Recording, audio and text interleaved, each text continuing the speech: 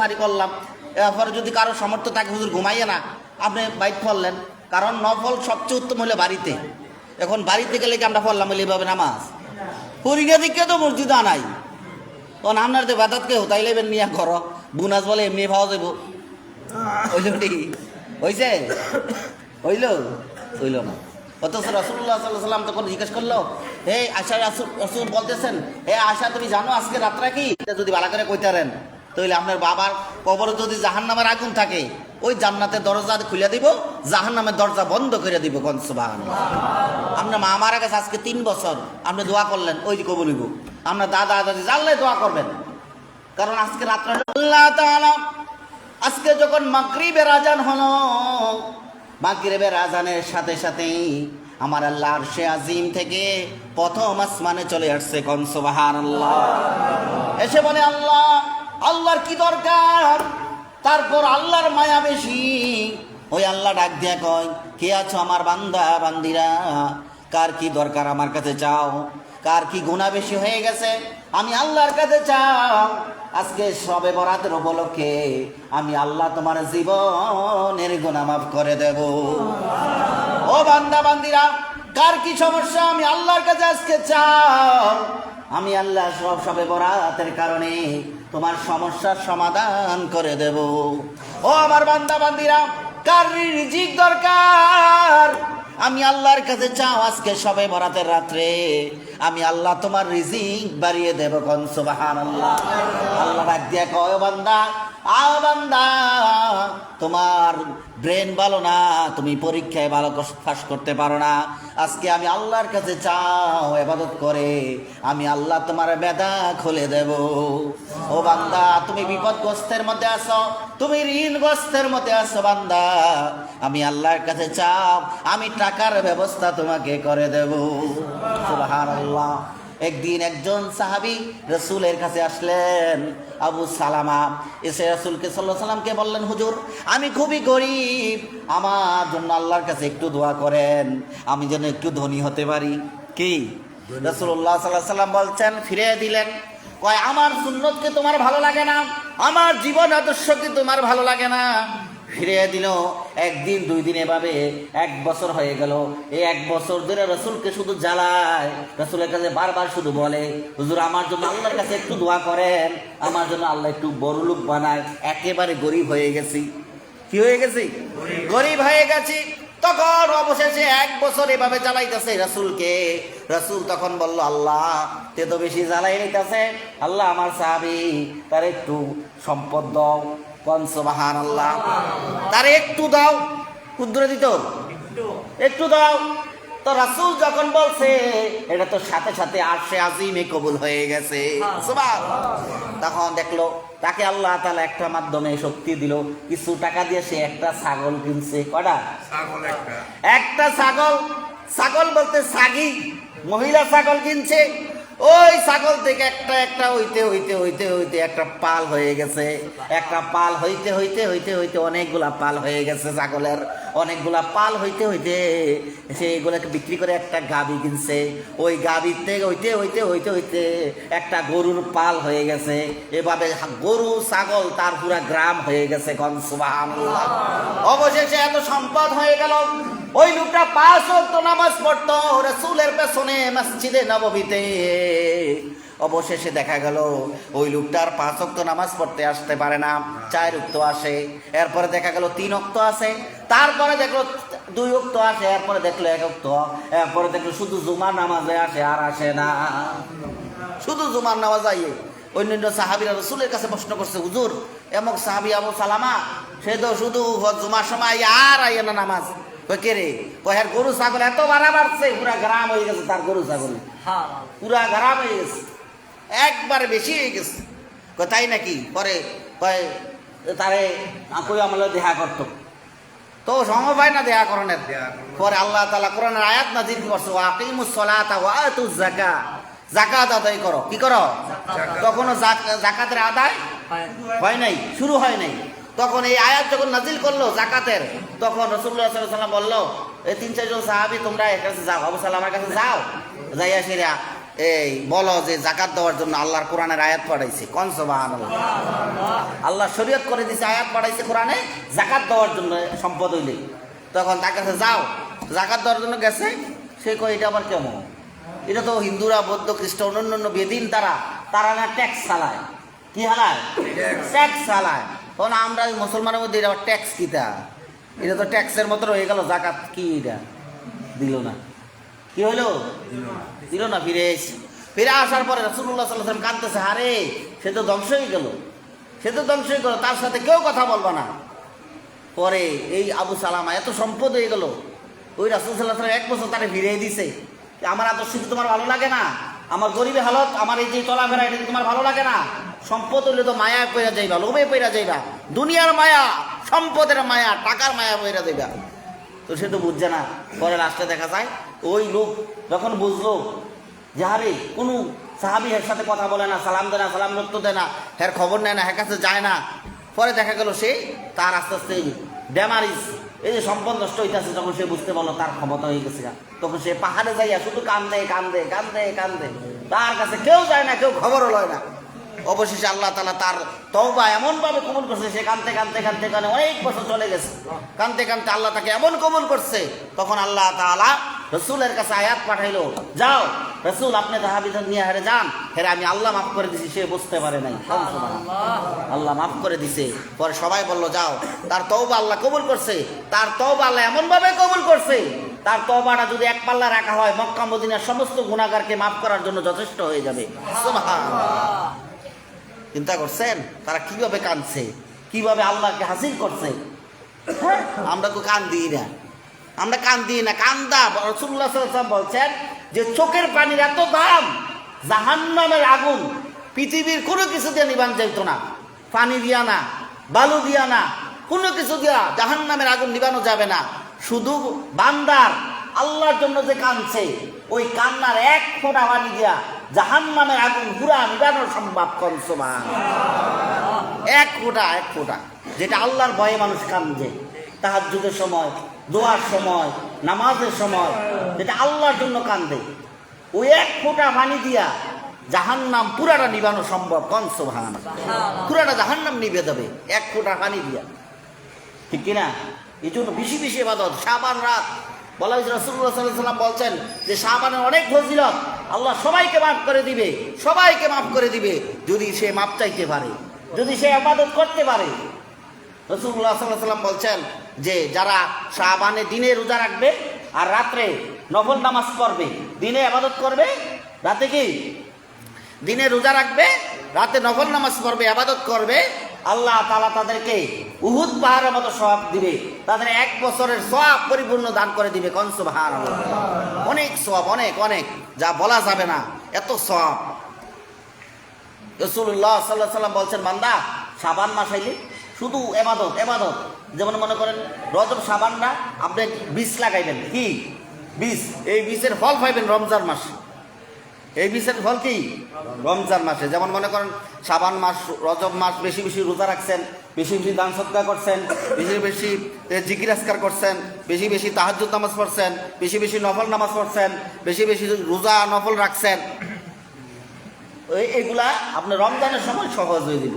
রমজানের সময় রোজা রাখতে যাবেন, সহজ হয়ে দিব। ওই আগে না অভিজ্ঞতা আছে, অভ্যাস আছে, এই রমজানের সময় আমি রোজা রাখতে সহজ হয়ে দিব, রমজানের সময় তাহাজ্জুদ পড়তে সহজ হয়ে দিব, রমজানের সময় তারাবি পড়তে সহজ হয়ে দিব, ঠিক কি না? এই জন্য এই আজকে রাত্র জাগরণ, যে রমজানের সময় আমরা যাতে সহজ হয়ে যায়, রমজানের সময় আমরা যাতে সুযোগ করতে পারি, ঠিক না? এই জন্য এই আজকের রাতগুলো আল্লাহ তাআলা দিছে, যে এত রাত, এই রাত, এই যে আমাদের নবী ছাড়া অন্য কোন নবীর উম্মতরে এই রাতগুলো দেওয়া হয় নাই। কোন সুবহানাল্লাহ। রাসূলুল্লাহ সাল্লাল্লাহু আলাইহি ওয়াসাল্লাম বলছেন 5টা জিনিস, কয়টা জিনিস? 5টা জিনিস স্পেশালিস্ট আমাদের নবীর কারণে আমরা পাইছি। কোন সুবহানাল্লাহ। অন্য কোন নবী রাসূলরা পায় নাই, নবী রাসূলদের উম্মতরা পায় নাই।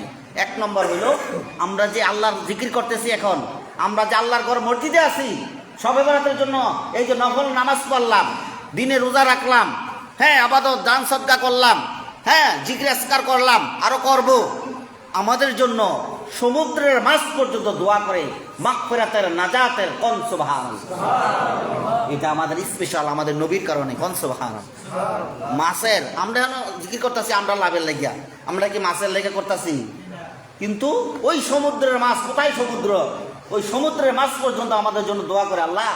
তারা তো তোমাকে বিশ্বাস করে, তোমার দেখে নাই, তোমাদের বিশ্বাস করে আল্লাহ নবীর কথা হইনা, কোরআনের কথা হইনা আল্লাহ সবাই বরাতের রাত্রে তারা বৈশা বৈশা তুমি আল্লাহর জিকির করতেছে, আল্লাহ তোমার গুণগান করতেছে, আল্লাহ তারা মাফ করে দাও।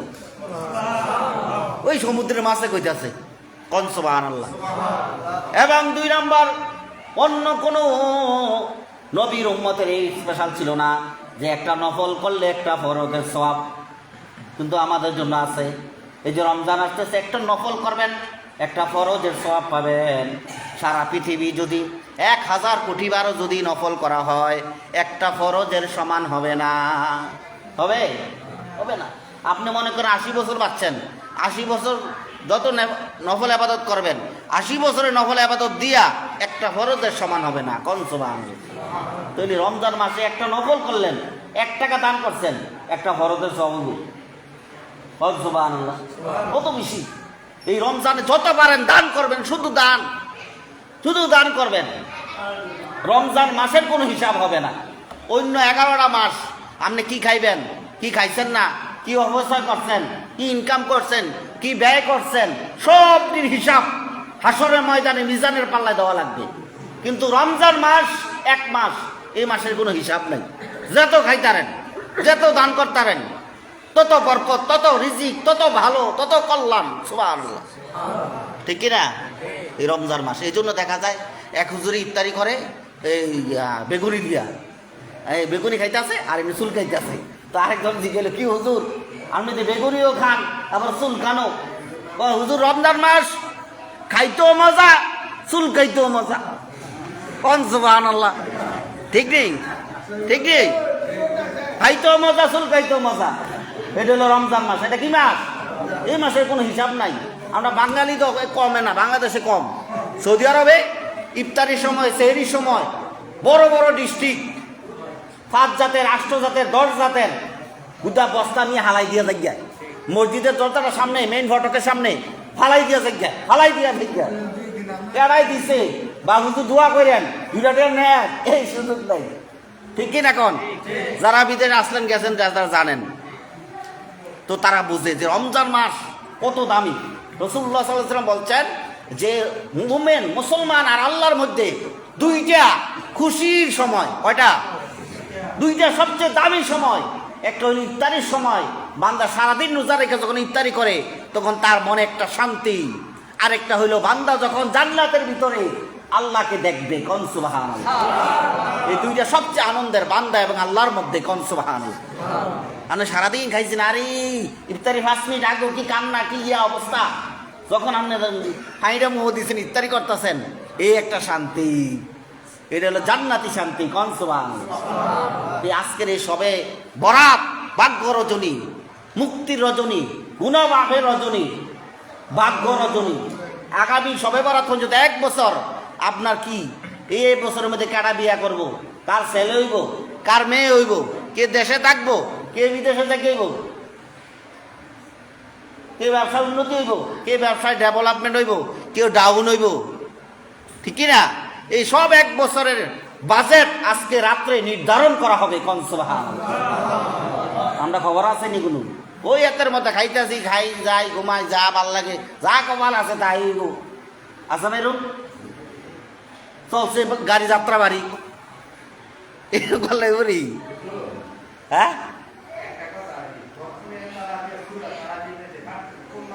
হ্যাঁ, সুন্দর একটা প্রশ্ন করছেন এই শিক্ষিত মানুষ। 86টা বুখারী শরীফে হাদিস আছে 7,500। কত? বুখারী শরীফে হাদিস আছে 7,500। 86টা 6টা কিতাব, কোরআনের পরে হলো বুখারী, এভাবে 6টা কিতাব আছে। কোরআনের পরে 6টা কিতাব।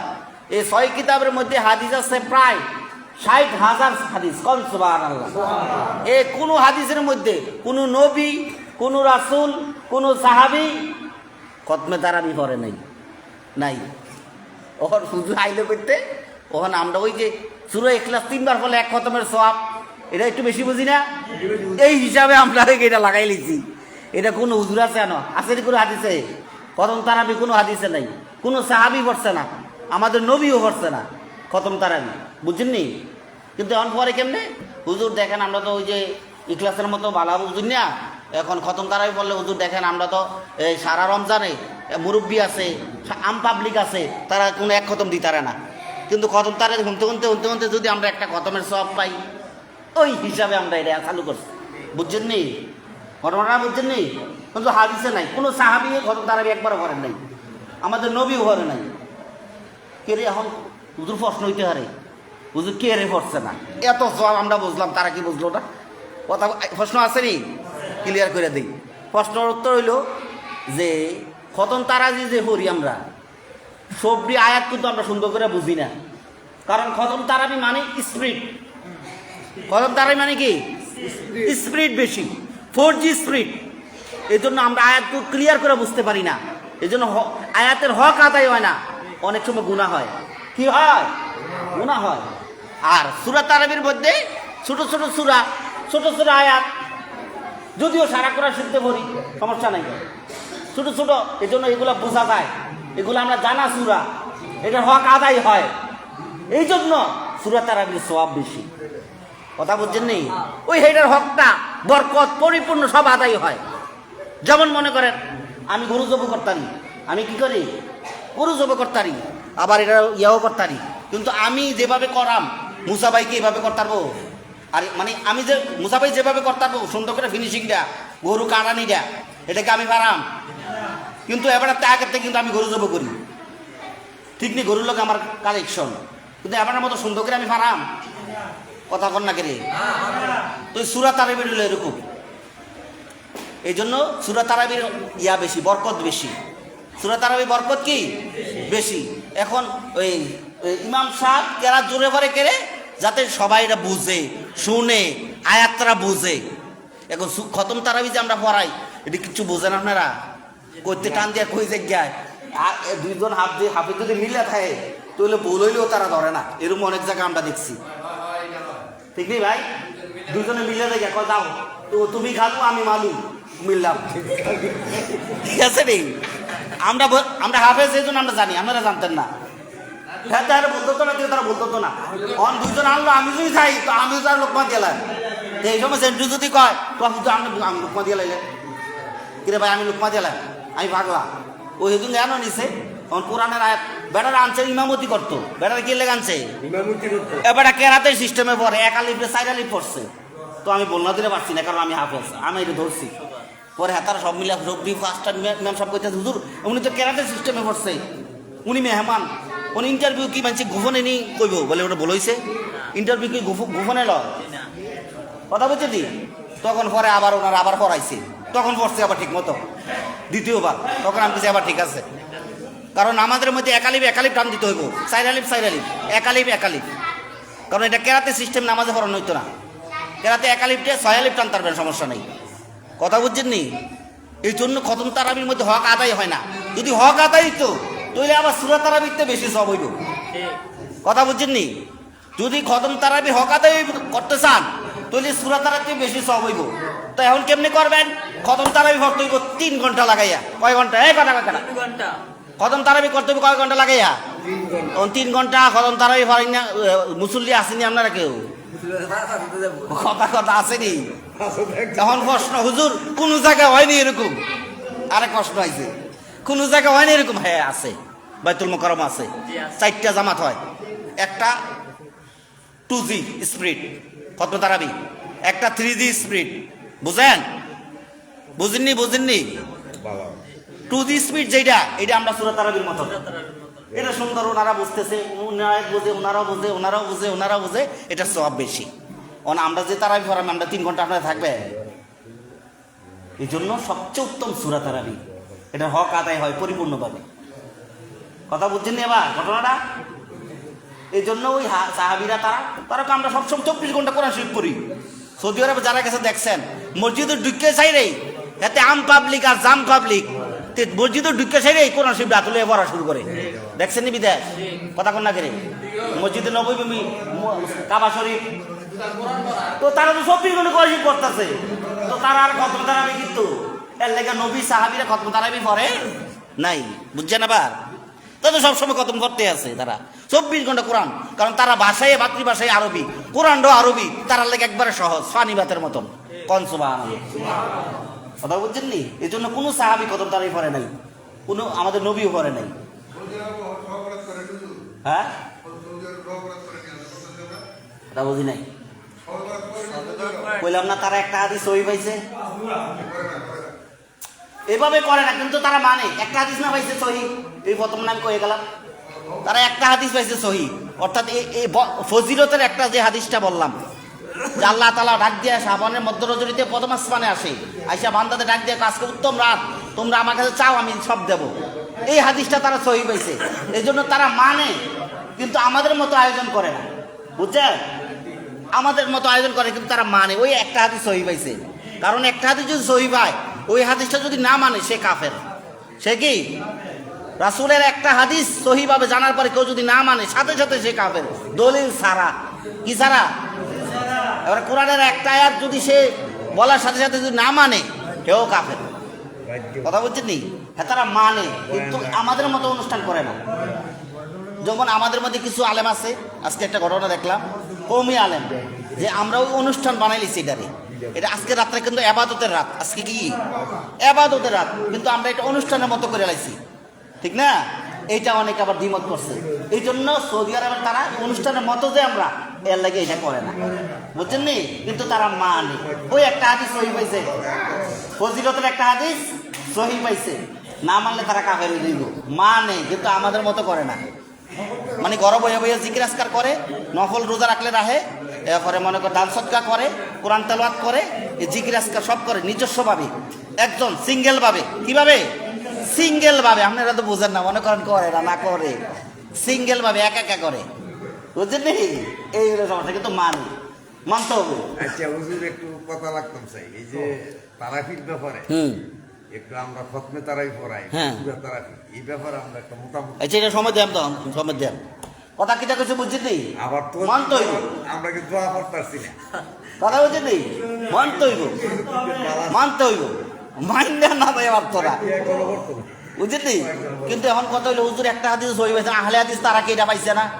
এতারা পাইছে, এতারা ভাইয়া কইরা জাল হাদিস, এটা দুর্বল হাদিস, পড়না হুজুবিল্লাহ। এখন মনে করেন সহি হাদিস, আমি রামচন্দ্রপুর বাজারে গেলাম, যাইয়া মুসা ভাই হানো আছে, কিন্তু মুসা ভাই রামচন্দ্র যাইয়া আবার আইয়া লাইছে, একটা কাজে গেছিল আইয়া লাইছে, কিন্তু আমি আইয়া কইতেছি না মুসা ভাই, আমি আইয়া দেখলাম এহানোই আছে, এবার তো গেছে না, মানে আমি অস্বীকার করলে কিছু করার আছে? তো ওই আহলে হাদিস তারা একটু উগ্রবাদী, তারা কি বাদী? উগ্রবাদী। যেমন রাসূলের মা বাপ বলে জাহান্নামী, এরপরে কোরআন শরীফ পইরা আপনার লেগে খতম করছি, মনে করুন আমি হাফেজ সাহেব, ইমাম সাহেব, আপনার লেগে একটা খতম পইরা দোয়া করে দিলাম, আপনার বক্সাই দিলাম, এটা আপনার সব হইতো না, যে পড়ছে তারে সব হইব। তারা একটু উগ্র, আহলে হাদিসে কি উগ্র। এরপরে মনে করেন রাসূল মহিলা একবার পানি ভাত হয়ে গেছে, তো রাসূল যে একটা হাদিস বইলা গেল, সকল নবী রাসূলরা কবরে জিন্দা, রাসূল বলছে বুখারীর হাদিস, সকল নবী রাসূলরা কবরে কি জিন্দা। এখন হেরা কইতাছে সব মহিলা একবারে শেষ, আহলে হাদিস কয়নি মহিলা একবারে শেষ, আমাদের রাসূলও মহিলা একবার মাটির সাথে মিশে গেছে, কন্যা উজবিল্লাহ। তো তারা তো তারা যদি ধরেন ভাই এই যে হাদিসটা রাসূল বলে এটা দুর্বল হাদিস, জাল হাদিস, শেষ। এরপরে যে আমরা নামাজ পড়তেছি, কারা কয় আমরা নামাজ এক ওয়াক্ত হয় না, এই যে আমরা 40 বছর ধরে আলামিন হুজুর নামাজ পড়াইতেছে, আজ 20 বছর ধরে নামাজ পড়াইতেছে, নামাজ শিখাইতেছে, ঠিক না? আমি আজকে মনে করি 18 বছর ইমামতি করি, আমরা নামাজ এক রাকাত তো তার কাছে হয় না।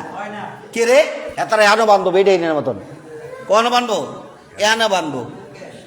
এরপরে মনে করেন ওই যে এমনি 2 মাইল ভাগ করে কারণ লাগবো, আনা তো দুটা,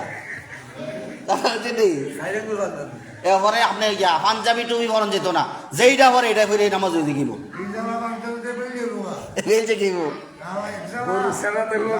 হ্যাঁ কথা বুঝলি? এরকম তার হলো উগ্র, আহলে হাদিস হলো উগ্র। এবারে জানাজা পড়ি আমরা, প্রথমে সানা পড়ি, দরুদ শরীফ পড়ি, এরপরে মাইয়াতে দোয়া 3টা 4 তাকবীরের নাকি, হ্যাঁ তারা কিতা করে জানাজা নামাজ পড়তে লাগবে 10 মিনিট, কয় মিনিট? তো কোনো আছে, কোনো মিল আছে এটির লগে? 10 মিনিট লাগে জানাজা নামাজ পড়তে তারা, বাইরে দেয় রাজশাহী বাড়ি দিয়েছে আর দিকে না হলো আদান বাড়ি দিয়েছে তো আপনি বাইরে ভূমিকা আপনি তো বুঝুন আপনি বুঝতে আমি একবার জানি বানাই আপনার মূর্খ বানাই দিচ্ছি আপনার নামাজ একবার বাদ জীবনের আপনি হার কাছে যাইবেন আপনার একবার জীবনের লাইফ নেক সব বাদ করে দিবে একবার ডিলেট আমার আদিতে কথা বলছি কবে আপনি যে নামাজ পড়েছেন হানাবি মাজাব এইটা হইছে না নামাজ কারণ তারা কোনো মাজাবে মানে না তারা এত বড় অশিক্ষিত অথচ তারা কোনো মাদ্রাসা ধরছে না ওই ভার্সিটি ধরছে ভার্সিটিতে হইরা কয়টা কিতাব পড়ছে তারা চিনছিলাম এই বড় শায়েক কুতুবে রব্বানি সারা গায়ে চুলকানি বুঝলি সারা গায়ে চুলকানি এই অবস্থা এই জন্য এই মানুষগুলা আমাদের হানাফি মানে না যে আবু হানিফা বলছে আল্লাহর কসম আমি 82 বার আমি আল্লাহরে দেখছি কোন সুবহানাল্লাহ ওই আবু হানিফার হাদিস ওনারা মানে না ওনার মাসালা ওনারা মানে না কোনো সাইর মাজাব কোনো মাজাবে তারা মানে না এত বড় তারা বড় শিক্ষিত ভালো শিক্ষিত বুঝলি এই হলো আহলে হাদিস এই তাদের সিফা যদি কোনো সময় পড়েন বুঝবেন একবার আপনার কাফের বানাই যাইরা দিব 1 মিনিটের ভিতরে 1 মিনিটের ভিতরে আপনার বানাই যাইরা দিব তারা এমন অবস্থা এই জন্য সাবধান এখন শেষ জমানা রাসূলুল্লাহ সাল্লাল্লাহু আলাইহি ওয়াসাল্লাম বলছেন যে শেষ এমন জমানা আসবে 80 হিজরি পরে এমন অবস্থা হবে যে হাতে আগুনের কয়লা রাখা সহজ হবে হাতের ভিতরে কিন্তু ঈমান রাখা এর চেয়ে বেশি কষ্টকর হবে কঠিন হবে চিন্তা করছেন এমন হবে আপনি যার কাছে যাবেন হ্যাঁ কাছে আপনি ঈমান নষ্ট করে দিব আপনি আমল নষ্ট করে দিব সব কিছু নষ্ট করে দিব এইটা সব এখন বর্তমানে সব কিছুর মধ্যে কিছু কিছু কিছু ঢুকে গেছে কথা বলছেন নি এই ভাইরাসগুলা অনেক জায়গায় এখন ঢুকে গেছে এই জন্য খুব সাবধান ইমানের বাজারে আগুন ইমানের বাজারে কি আগুন কখনো যাইবেন হেতে আপনার ইয়া করে লাগবো হেতের ফির বানাইতে বানাইতে হেতের আল্লাহর ওলি বানাই লাগবো আল্লাহর ওলি বানাইতে মানে তারা আল্লাহর কাছে লয়ে দেখিব রাসূলের কাছে লয়ে দেখিব কর নাউজুবিল্লাহ রাসূলের মতো হইতে পারে রাসূলের কাছে যাইতে পারে কেউ আছে পৃথিবীতে আল্লাহ কেউ বানাইছে তো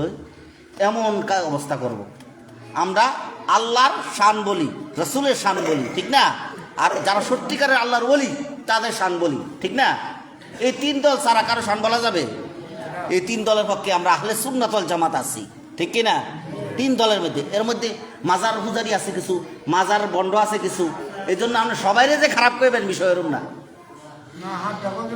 একজন লোক তবলিগের বেশি শিক্ষিত মানুষ আমার কাছে আইছে আগে হুজুর বলা তো ঠিক না আমি কি ইমাম সাহেব কে রে ও হুজুর তো একজনই আমাদের নবীজি তা আমাদের নবীদের আসল নাম কি কয় মোহাম্মদ সাল্লাল্লাহু আলাইহি সাল্লাম তো মোহাম্মদ সাল্লাল্লাহু আলাইহি সাল্লাম সবার যত মুসলমান আছে সব মুসলমানের নামের আগে কি লেখে মোহাম্মদ সালাউদ্দিন মোহাম্মদ মিজানুর রহমান তো রাসূলের আসল নামটা যদি সকল মুসলমানের আগে রাখা যায় তাই রাসূলের ডাক নাম ছিল উপনাম ছিল হুজুর ঠিক কি না তাহলে ডাক নামটা কেন রাখা যাবে না আর কথা কয় না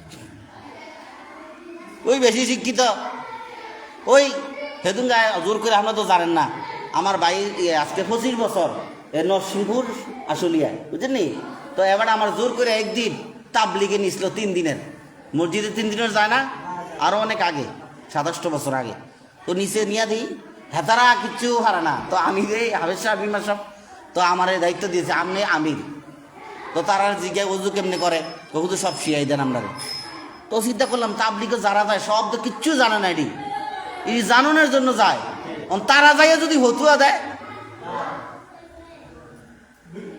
যাইয়া দেখলাম একটা কিচ্ছু জানে না কেউ ভর্তি ভরা মানুষ 3 দিকে চিল্লা আইছে মসজিদে এক মসজিদ থেকে আরেক মসজিদে এক এলাকা থেকে আরেক এলাকা কিচ্ছু জানে না দোয়া পড়ায় ইয়ার শিক্ষা দেয় তারা শিখতেও যাইয়া তারা যদি হতুয়া দেয় এরপর আরেকটা মাসালা এক লোক আমার জিজ্ঞেস করলো হুজুর আপনি তো মুফতি সাহেব আপনি যে কি জানি কয় কামেল দিছেন ইয়া নিয়া ফিকা নিয়া আপনি মুফতি আচ্ছা আমরা যে ওই যে প্রস্রাব করার পরে এই যে কি জানি কয় ঢিলাকুলুপ লইয়া আমরা যে 40 কত মা দিই এটা কিতা তখন আমি বললাম কোন নবী আমাদের নবী এবং সাহাবী কোন হাদিসে সিয়াসিত্তার কোন হাদিসে এই সিস্টেম নাই যে 40 কদম আপনি লইয়া আটবেন এটা দেখাইয়া কন্যা উজুবিল্লাহ তো হুজুর এতটা পাইলো কই আমি কো হ্যাঁ তারা ইমাম সাহেব ইলিয়াস এবারে লিখে দিছে, এবারে কিতাবে এখন তারা আমল করতেছে, হাদিসে নাই। সাহাবি কোনো সাহাবিরা করছে না, নবীও করছে না। এটা নবী বলছে কি যে প্রস্রাব পায়খানা করতে, শোনেন, প্রস্রাব পায়খানা এমন জায়গায় করবা একবারে গোপন, যত গোপনে করবা, যত সিক্রেট ভাবে প্রস্রাব পায়খানা করবা, তত তাকওয়া, তত সওয়াব, তত আল্লাহর কাছে যাইতে পারবা। কোন সুবহানাল্লাহ। আমরা যে এটা দইরা পাইছি সামনে 48 কদম, হাদিস কি উল্টো হইল না বাস হইল? রাসূল কি কইল? যত গোপনে, তখন এটা গোপনাঙ্গ, এটা গোপন জিনিস, এটা দেখাই না জিনিস না, কিন্তু আমরা ধরে 40 কদম হাদিস মুখটা মধ্যে দিয়ে না টিস্যু ব্যাপারে কথা কইছি না তো আমি, দিলে তো দইরাতে 40 কদম আগে এইটা কইছি। না না হাডেন যে 40 কদম ওইটার কথা কইছি, হাদিস নাই, যেটা আমি পাইছি। কিন্তু ভাই থাকলে আপনি দেখান, বলে হুজুর আছে, কিন্তু হুজুর আসেনি, পাইছেন আপনি 40 কদম যে আমরা হাড়ি ধরে ধরে মানুষের সামনে, ওইটা না তো। আপনি কুলুক লওয়া সুন্নত, পানি লওয়া সুন্নত, সব লওয়া সুন্নত, কিন্তু আপনি ওই 40 কদম যে হাড়েন ধইরা,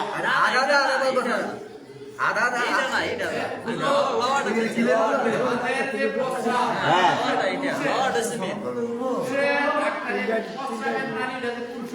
হ্যাঁ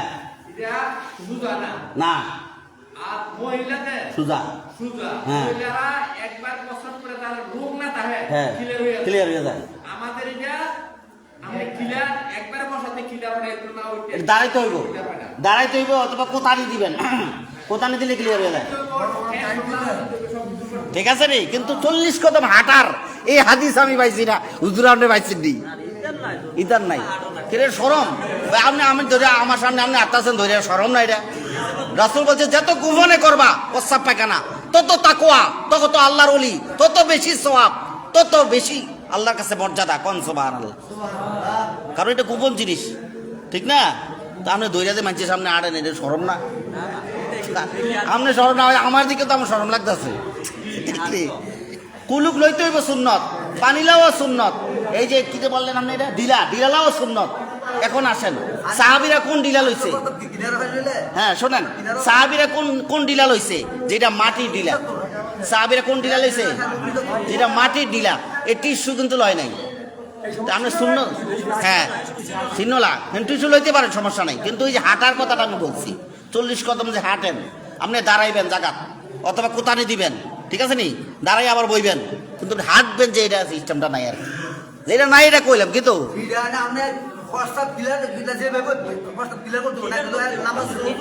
এটা তো ঠিক আছে, এটা ঠিক আছে, আপনি গোপনে হইতে পারবেন, তাহলে মানুষের সামনে ধরে হাঁটবেন, এটা তো আর এটা খারাপ দেওয়া যায় না, এটা হাদিস না। না ঠিক আছে আপনার কথা, কিন্তু আমরা পাইছি না ভাই হাদিসটা।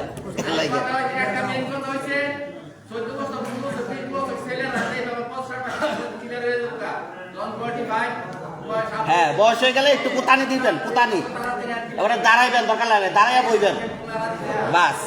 কিন্তু হাঁটার সিস্টেমটা নাই, ঠিক না? সাহাবীরা করছে না, আর রাসূলও করে নাই, শেষ। এই জন্য আমাদের মধ্যে বাড়াবাড়ির জন্য সমস্যাটা, এই জন্য আমরা মিল হয় না, বুঝছেন? এই যে তারা কিছু আমরা কম করি, আর একটু বেশি করে, এই আমরা মিলটা হয় না। আমরা তো ইসলাম এক। ইসলাম কি? কোরআন কি? নবী কি? জান্নাত কি? আল্লাহ কি? মা কি? বাপ কি? যারা কইছে না তারা বাপ কি দুজন আছে? তারা ওই ইয়ার দিলে মাটির, হ্যাঁ এইটা সুন্নাত, এইটা সুন্নাত, এইটা সুন্নাত, এইটাই সুন্নাত, হ্যাঁ এইটাই সুন্নাত। হুজুরে যেটা বলছে জিনার বিরুদ্ধে বলছে না, ঢিলা সুন্নাত, পানিও সুন্নাত। হুজুরে বলছে 40 কদম যে হাঁটে, মানুষের সামনে যাওয়াটা 40 কদম হাইটা দুইটা সেরা, ইমানের অন্তর।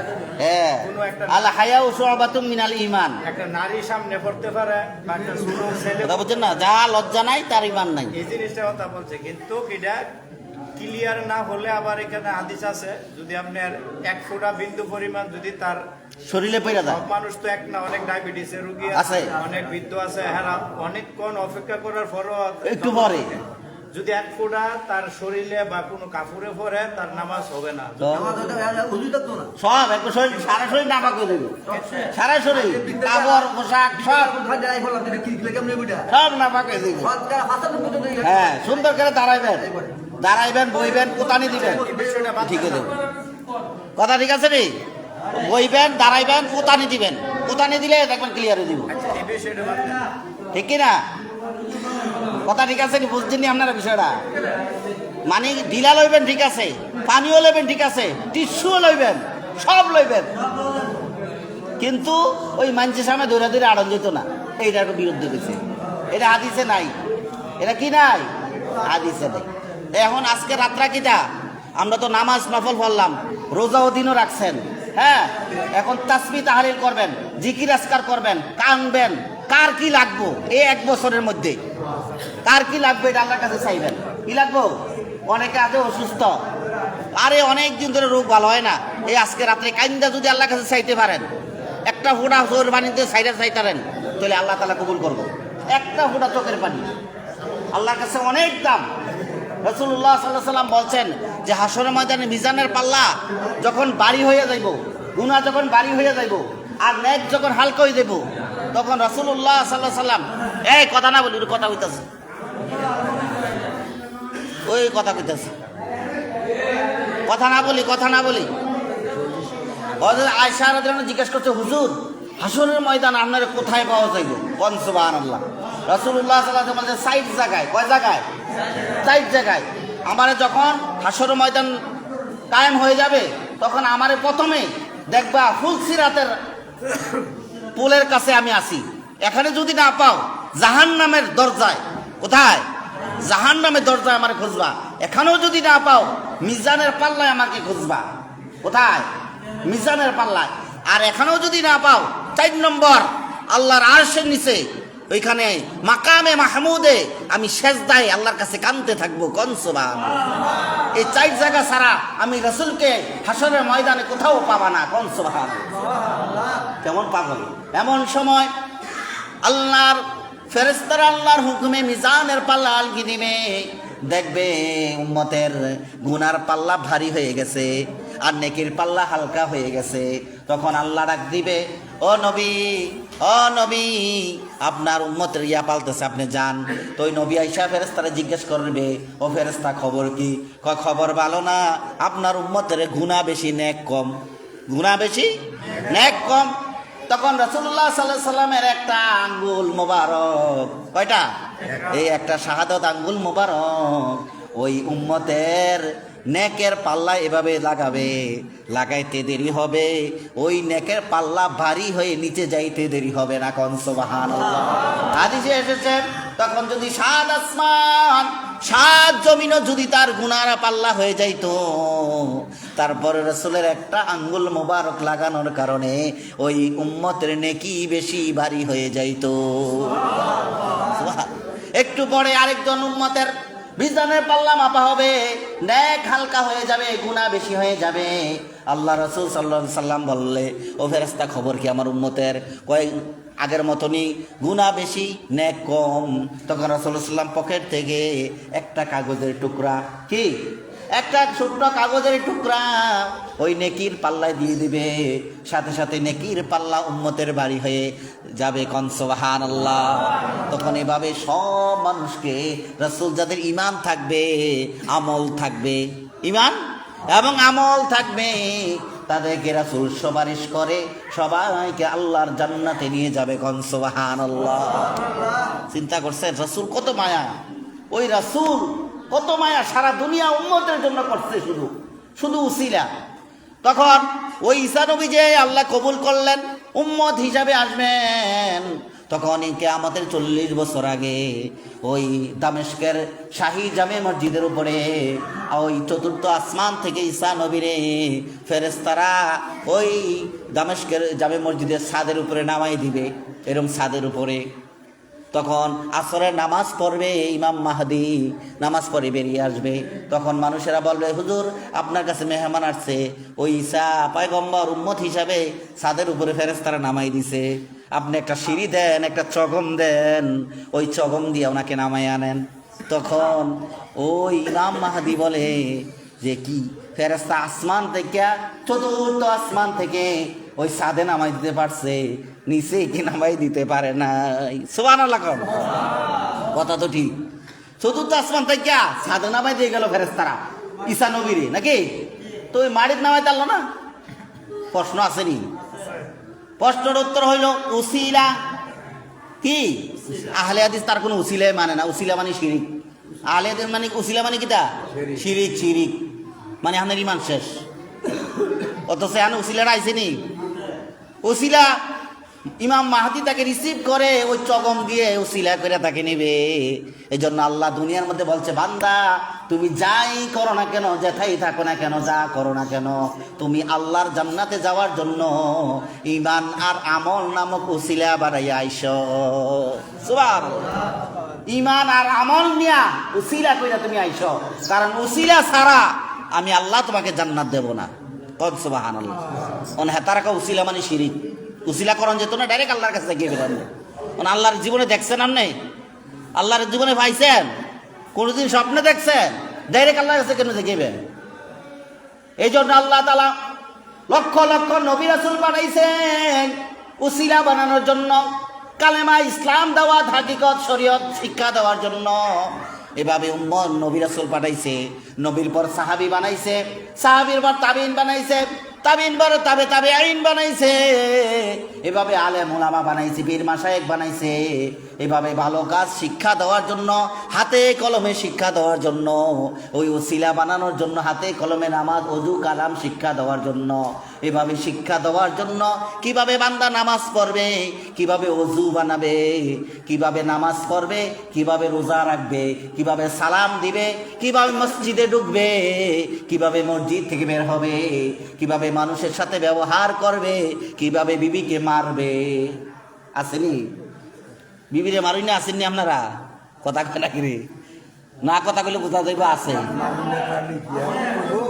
ও থাকলেও তো কইতো না, ঠিক কি না?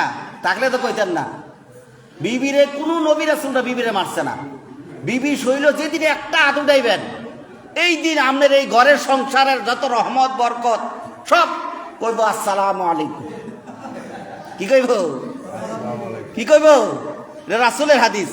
যেই দিন আপনার বিবির হাতে একটা হাত তুলবেন, যেই দিন স্বামীর এক হাত একদিন মারবেন বিবিরে, এই দিন থেকে ওই ঘরের যত রহমত বরকত আছে ওই সংসারের সব থেকেই আপনার ডিলেট করে কন্যা উজুবিল্লাহ। এই জন্য এটা মারণ যেত না। তখন হুজুর মজা করে কইছে, হ্যাঁ মারতারবা, কোনো দাগ ফরন যেত না। দাগ ছাড়া কোনো মারণ যাব? তো আরেক তারা খুব চালাক কয়, হ্যাঁ মারতারাম, বালিশ দিয়া বালিশের উপরে মারাও। তো বালিশ দিয়া মারলে কি এটা কি দুঃখ পাইব নি? দুঃখ পাইব? তার মানে মারণে যেত না, ঠিক না? বিবিরে মারণ যেত না, বুঝান লাগবো। কারণ এটা হইল গিয়া নরম। এটা কি নরম? এটার বেশি চাপ দিলে দেখবে ভাঙ্গিয়া, ঠিক নি? বেশি ঢিলা দিলে জাগাইব, আবার মনে করেন বাইরা। এই জন্য এটা সিস্টেমে হেকমতে বুঝাইতে হইব। কান দিয়ে ভুল হয় সংশোধন করতে হবে, বুঝাইয়া সুজাইয়া রাগ দিয়া ধমক দিয়া, কিন্তু মারণ যাইতো না। কি করা যাবে না? মারা যাবে না, হাত তোলা যাবে না, ঠিক কি না? যেমন আপনি মনে করেন আপনার বিবির পছন্দ হয়েছে, বিবি খারাপ, কথা শুনে না, তালাক দিয়ে লাগবে না, এরপরও মারণ যায় না। কয় বিছনা আলাদা করে দাও, একটু ওয়াইজ হুকুম, একটু বুঝাও, ওয়াশ করো। দ্বিতীয় দিন কি করো? বিছনা আলাদা করে দাও। তৃতীয় দিন সবাই সমাজ বুঝাই সুন্দর করে একটা বৈঠক করে দিয়ে দাও, বাইর আড়াই দাও, ঘুরে 3 মাস। ও মারণের কোনো অনুমতি দেয় নাই, ঠিক কিনা? মারণ যেত না, মারলে ঘরের সংসার ঘরের রহমত সব বিদায়, মারা যাবে না। এই জন্য আল্লাহ তাআলা ওই ঈসা নবী সাল্লাল্লাহু আলাইহি সাল্লাম তিনি উম্মত হয়ে আসবে। ইমাম মাহদি বলছে এটা হলো উসিলা। এ আল্লাহ এই উসিলার জন্য দুনিয়া পাঠাইছে। কোন সুবহানাল্লাহ। আর না তো আল্লাহ ইচ্ছা করলে পারতেন সবাইকে ইমানদার বানিয়ে দিতেন, সবাই মুসলমান ইমানদার হইয়া আল্লাহর জান্নাতে রুহের জগতে আল্লাহ বলছিল, ও সমস্ত রুহরা, আমি কি তোমার আল্লাহ, আমি কি তোমার রব নই? সমস্ত রুহের জগতে আল্লাহর নবী সর্বপ্রথম, এরপরে সবাই বলছিল কলু বালা, অবশ্যই আপনি আমাদের রব। সুবহানাল্লাহ। তাহলে ওই দিন ইচ্ছা করলে আল্লাহ তাআলা সবাইকে ইমানদার বানাইয়া নেকামল করাইয়া সবাইরে জান্নাতে ঢুকাই দিলে পারতেন, কিন্তু দুনিয়ার মধ্যে পাঠাইছে শুধু উসিলার জন্য, শুধু ঈমান আমল উসিলা করার জন্য। কোন সুবহানাল্লাহ। এই জন্য আপনি রাস্তা দিয়ে যাইতেছেন, এক মুরব্বী মানুষ দেখলেন হাতে একটা ব্যাগ নিয়ে যাইতেছে, হাঁটতে পারে না, কষ্ট হয়, আপনি তাকে একটু সাহায্য করে দেন। এই কাজের জন্য আরশের মালিক আপনাকে দেখে খুশি হয়ে যাইলে আপনার জীবনের গুনাহ মাফ হয়ে যাবে। আপনি রাস্তা দিয়ে হাঁটেন, এক মুরব্বী মানুষ আপনার কাছে 5 টাকা চাইছে, আপনি দেন না, আপনি তাকে 5 টাকা চাইছে, আপনি তাকে 10 টাকা দিলেন। সে যদি পেট ভরে খাইয়া সুন্দর একটা হাসি দেয়, আপনি 100 হজের চেয়েও বেশি সওয়াব পেয়ে যাবে। চিন্তা করছেন? আমরা তো বুঝি না, ওই হজের কাছে দেখি একজন দুঃখী মানুষকে, একজন ক্ষুধার্ত মানুষকে, একজন অভাবগ্রস্ত মানুষকে, একজন রোগীকে দেখতে গেলে সাহায্য করলে, আর সে আজিমের মালিক বলে একটা কবুল হজ না, 100 কবুল হজের সওয়াব তাকে আমি দান করি। হজ তো আপনার ঘর, আমরা তো বইটা রয়েছেন ফর, ঠিকই না? হজ আপনার ঘর। আপনার মা অসুস্থ, আপনার বাবা অসুস্থ, বৃদ্ধ হয়ে গেছে, আপনি যদি তাদের পা ধরেন, আপনি যদি তার পায়ে সেজদা করেন, আপনি যদি মা বাবার পা গুলা ধুয়ে দেন, আপনি যদি মা বাবার গোসল করাইয়া দেন, ওই বৃদ্ধ বয়সে মা বাবা যদি দোয়া করে দেয়, আপনার জন্য এই উসিলা জান্নাতে যাওয়ার জন্য যথেষ্ট হয়ে যাবে। আমরা মা বাবা চিনি না, আমরা মা বাবা বুঝি না, আমরা মা বাবা চিনি না। আপনার মা বয়স হয়ে গেছে, তাকে একটু খুশি করে, মা তুমি কি খাও, কি পছন্দ করো, মা যদি বলে যে এই জিনিসটা পছন্দ করি, আর তার যদি সঠিক সময় ওই জিনিসটা খাওয়াইতে পারেন, তার মনটা যদি খুশি হয়ে আল্লাহর কাছে একবার বলে, ওই মার খুশি হওয়ার কারণে আল্লাহর জন্য আপনার জন্য 8টা জান্নাতের দরজা খুলে যাবে। কোন সুবহানাল্লাহ। আপনার জান্নাত আপনার ঘরে, আপনার মা বাবা আপনার জান্নাত, আপনার বিবি আপনার জান্নাত। কোন সুবহানাল্লাহ। আপনি যদি 5 ওয়াক্ত নামাজ পড়েন, আপনার বিবিকে 5 ওয়াক্ত নামাজই বানাইতে পারেন, বুঝাইয়া সোজাইয়া ওয়াজ করে, তাহলে আপনার ঘরটা ছোট্ট একটা জান্নাতের টুকরা। সুবহানাল্লাহ। আপনি নামাজ পড়েন, আপনার বিবি পড়ে না, আপনার বিবি নামাজ পড়ে, আপনার ছেলে পড়ে না, আপনার মেয়ে পড়ে না, আপনার বাবা নামাজ পড়ে না, আপনি পড়েন, বাবাকে বুঝাইতে পারেন নাই, বাবা এখনো নামাজি হতে পারে নাই, 40-80 বছর হয়ে গেছে, বাবা এখনো নামাজ পড়ে না, বাবা নামাজ কি বুঝেই না, পশ্চিম পার ফিরা উষ্টাও খায় না, নামাজ পড়বো দূরের কথা। আসেনি এরকম? পশ্চিম পার ফিরা উষ্টাও খায় না, নামাজ তো দূরের কথা। এই জন্য সবচেয়ে বড় আমল ইমানের পরে হলো নামাজ, নামাজের পরে হইল আমল, নামাজের পরে কি আমল। এখন নামাজটা কিন্তু আমল না, নামাজটা কি ইমানের পরেই মুসলমানের জন্য ফরজ, ফরজে আইন হলো নামাজ, এটা হলো আল্লাহর হুকুম, এটা আমল না, এটা আল্লাহ। মুসলমানের জন্য প্রথম কাজ হলো নামাজ, এরপরে হলো আপনার আমল, দুনিয়াবি কাজ, দুনিয়ার জিন্দিগি, দুনিয়ার জীবনী, এরপরে যেমন সত্য কথা বলা, হালাল খাওয়া, মানুষের সাথে ভালো ব্যবহার করা, মিথ্যা কথা না বলা, মা বাবার খেদমত করা, বিবিকে পর্দায় রাখা, মেয়েকে পর্দায় রাখা, এই জায়গাটার ভিতরে আমরা বেশি দুর্বলতা হয়ে যাই, ঠিক কিনা? অনেক জায়গায় মাহফিল যাই দেখি 40 বছরের মা এমন বোরখা লাগাইছে, চোখটি ছাড়া আর কিছু দেওয়া যায় না। এবিডির লোকে দেই 16 বছরের মাইয়া, এবিডির কয় বছরের? 16 বছরের মাইয়া, একবার খোলা, টাইট ফিট ফুরি না সব। তো এখন কি বোরখা কি ফরজে আইন কি মেয়ের না মার? মেয়ের ফরজে আইন না, উনি এখন ফুল যুবতী, ঠিক না? তাহলে এখন আমরা উল্টো হয়ে গেছি। কি হয়ে গেছি? উল্টো হয়ে গেছি। এই জন্য জান্নাত কাল, জান্নাত তো দূরের কথা, জান্নাতের গন্ধ আমরা পাইতেছি না। আমাদের সংসার থেকে, পরিবার থেকে এই জন 40 বছর সংসার করেন, 50 বছর সংসার করেন, কোনো শান্তিই নাই। জামাই বউরে দেখতে না, বউ জামাইরে দেখতে না, জি বাহিরে দেখতে না, ফুতে মারে দেখতে না, ঠিক কি না? এই যে সংসারে শান্তি নাই, অশান্তি, এটা তো আপনি ঢুকে রাখছেন। ঠিক কি না? এই তো শাবান এটাই শিক্ষা যে তোমরা আমল করো, উসিলা বানাও আল্লাহর সাথে দিদার করার জন্য, আল্লাহর জান্নাতে যাওয়ার জন্য। কোন সুবহান, আল্লাহর জান্নাতে যাওয়ার জন্য।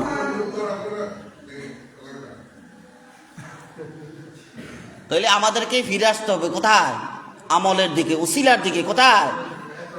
আমলের দিকে, উসিলার দিকে ফিরে আসতে হবে। উসিলা কি, আমল কি?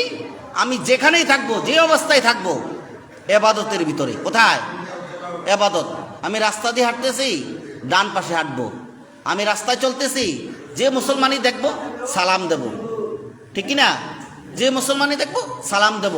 আমি খাইতেছি, হালাল খাইবো। আমি খাইতেছি, কি খাবো? হালাল খাবো। আমার মা বাবা জীবিত আছে, তাদের খেদমত কতক্ষণ পর্যন্ত করব? যতক্ষণ তারা মন খুশি না হয়, তাদের মন থেকে যতক্ষণ দোয়াটা না পাই। কোন সুবহানাল্লাহ। এভাবে কাজ করতে হবে। নামাজ এমন ভাবে পড়বো যেন আমি মনে করি আমার জীবনের শেষ নামাজ আজকে। কোন সুবহানাল্লাহ। আমি শবে বরাত এমন ভাবে পালন করব যেন আমি মনে করব আজকের শবে বরাত আমার জীবনের শেষ। কোন সুবহানাল্লাহ। তইলে এটা কাজ হবে, তইলে এটা ফল পাইবেন, উসিলা পাইবেন। আর না তো সব শেষ। সব কি শেষ? আপনি এটা মানতে হবে। সব কাজের প্রতি এমনভাবে কাজ করবেন, নেক কাজটা, যে আমার মনে হয় যেন এই কাজটা আমার জীবনের লাইফের শেষ কাজ, শেষ নেক কাজ, শেষ ভালো কাজ। কোন সুবহানাল্লাহ। এমনভাবে আমরা কাজ করতে হবে, এমনভাবে করতে হবে। আল্লাহ ওইটাই বলছে, আল্লাযীনা ফী সালাতিহিম খাশিউন। এমনভাবে নামাজটা পড়বা যেন খুশু খুজুর সাথে, কায়ামানো বাক্যে, ভালোবাসার সাথে, খুব আবেগের সাথে, খুব ভালোবাসার সাথে, খুব মন ও প্রাণ দিয়ে উজাড় করে পড়তে হবে। কোন সুবহানাল্লাহ। এই জন্য আজকের আমলটা, আজকের রাতটা খুব ফজিলত। আপনি যদি ঘরেও পারবেন নফল পড়তেন, মসজিদেও পারবেন, সব জায়গায় পারবেন, ঠিক কিনা? তো আমরা একটু জিকির করি না? লা ইলাহা ইল্লাল্লাহ, লা ইলাহা ইল্লাল্লাহ, লা ইলাহা ইল্লাল্লাহ, লা ইলাহা ইল্লাল্লাহ, লা ইলাহা ইল্লাল্লাহ, ইল্লাল্লাহ, লা ইলাহা ইল্লাল্লাহ, লা ইলাহা ইল্লাল্লাহ, লা ইলাহা ইল্লাল্লাহ,